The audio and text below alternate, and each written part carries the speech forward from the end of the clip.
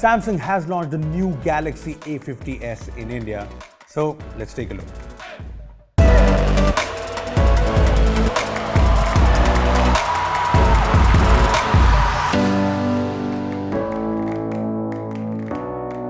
Hey guys, this is Upesh from bwom.com, and Samsung recently unveiled the Galaxy A50s and the Galaxy A30s in India, and well, we have the Galaxy A50s here with us. This is the successor to the very popular Galaxy A50, so yes, we are going to unbox this today. Before we do that, I'd suggest you to hit the bell icon to get notified every time we post an awesome new video. Now that you've done that, let's unbox the Galaxy A50s.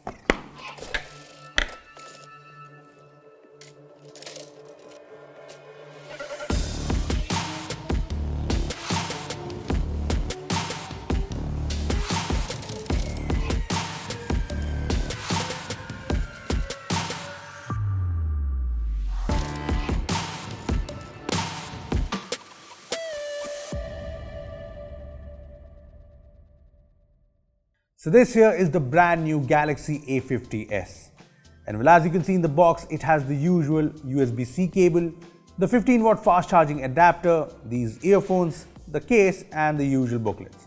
Okay, so coming to the Galaxy A50s, let me tell you straight away that this is a pretty iterative upgrade over the Galaxy A50.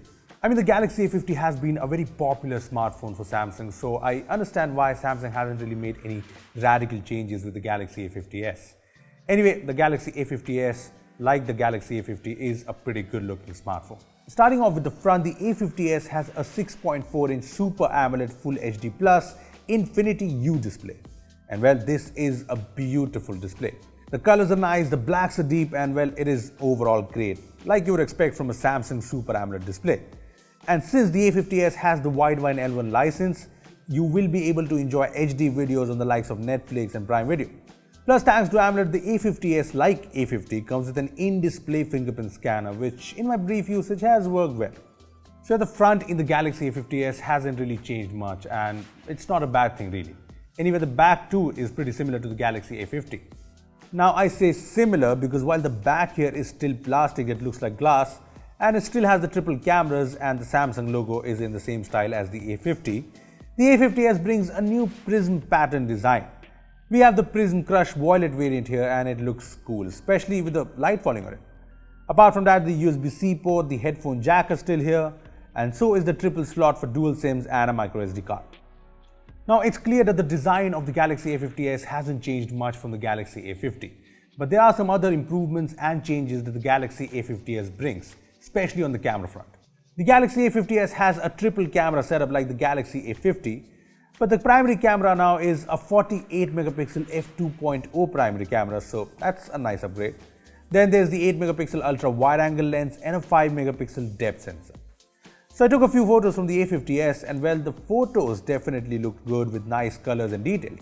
And it's not just daytime, the low light photos seem pretty good too.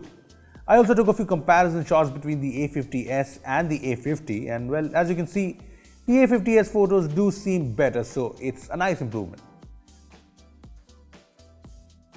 Moving on, here are some ultra wide angle shots from the phone, and well, these look cool, don't they? Lastly, check out some portrait mode shots. Now, thanks to a dedicated depth sensor, the portrait mode shots have good edge detection, so yeah, things seem pretty good. Plus, I like the fact that the Galaxy A50s brings some camera features that we generally associate with Samsung flagships. I'm talking about the Alive camera features like best shot suggestion. There's AI scene optimizer that detects different scenes for better photos. And there's document scanner. So the AI detects documents when you point the camera towards one and lets you scan it quickly. It's great. That's not all. There's also the night mode for extremely low light situations. Well, I took a couple of photos, and as you can see, it does its job. So this is nice. Also, remember the fun AR Doodle feature from the Galaxy Note 10 and the Note 10 Plus? Well, it is here on the Galaxy A50s, and well, it is fun. The A50s also brings a super cool feature on the video front. The Galaxy A50s brings support for super steady videos, and well, I tested it out. Here's a 1080p video of me running. Yes, I honestly am running. Trust me. Now see how stable this is? Yeah, this is really impressive. When it comes to a selfie camera, the Galaxy A50s brings an upgraded 32 megapixel selfie camera with support for live focus mode, 1080p video recording, and AR Doodle. Well, here are some selfies I took from the A50s. Well, they seem good enough. Look, it's still pretty early days, but the new cameras on the Galaxy A50s seem pretty capable. Plus, I like the new interesting and fun features Samsung has added on the camera front in the A50s. So yeah, things seem positive. Moving on to the hardware, the Galaxy A50s is powered by the new Exynos 9611 chipset with up to 6GB RAM and 128GB of expandable storage. The Exynos 9611 is obviously a minor upgrade over the 9610, but we did notice a slight bump in the benchmark scores. Here are the Antutu and the Geekbench 4 scores of the A50s and the A50, and as you can see, the scores have improved a little. I mean, yeah, the Exynos processor on the Galaxy A50s isn't as powerful as, say, the Snapdragon 730, but so far it seems to get the job done pretty well. Look, the phone seems pretty snappy so far, with apps loading up fast, the transitions being smooth, plus the phone handles games pretty well.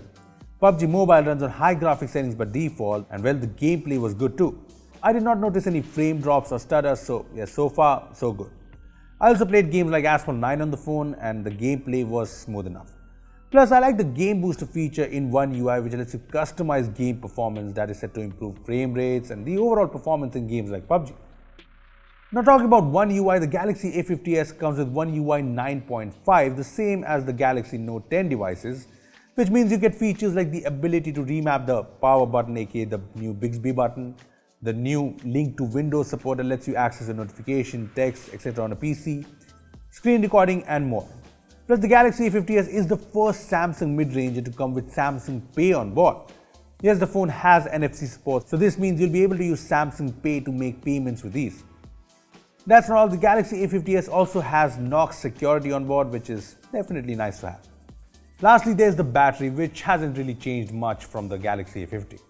The Galaxy A50s has a 4000 mAh battery that should last pretty long, and there's a 15-watt fast charger in the box, which should charge up the phone fairly quickly. Well, that was a good look at the brand new Galaxy A50s, and at the time of shooting this video, we don't know the price of the phone.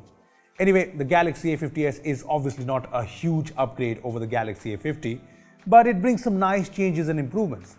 AMOLED is still great to have, the new back finish is pretty cool, the 48 megapixel camera seems pretty capable, and the new camera features are awesome. The Exynos 9611 seems decent now, One UI 1.5 is the latest when it comes to Samsung software, and I like the inclusion of Samsung Pay.